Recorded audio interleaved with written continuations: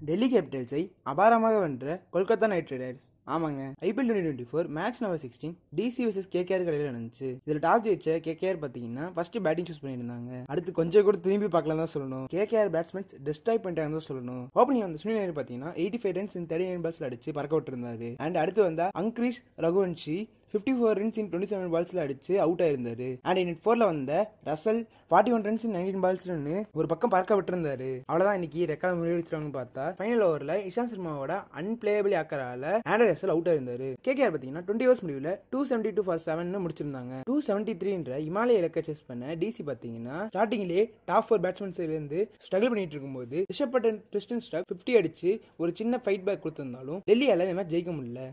ஃபைனலாக இந்த மேட்சை பார்த்தீங்கன்னா கொல்கத்தா நைட் ரைடர்ஸ் 106 ரன் வித்தியாசத்தில் ஜெயிச்சிருக்காங்க. இந்த மேட்ச் ஜெயிச்சது மூலமா டாப் ஆஃப் த டேபிளும் போயிருக்காங்க. அண்ட் இந்த டோர்னமெண்ட்ல இன்னும் அன்பிட்டன் சைடாவே இருக்காங்க. மறுபக்கம் டெல்லி கேபிட்டல்ஸ் பார்த்தீங்கன்னா 4 மேட்சஸ் விளாண்டு 1 மேட்ச் தான் ஜெயிச்சிருக்காங்க. டேபிள்ல 9th பொசிஷன்ல இருக்காங்க. நெக்ஸ்ட் வர மேட்ச்லாம் ஜெயிச்சு கம்பேக் கொடுப்பாங்க.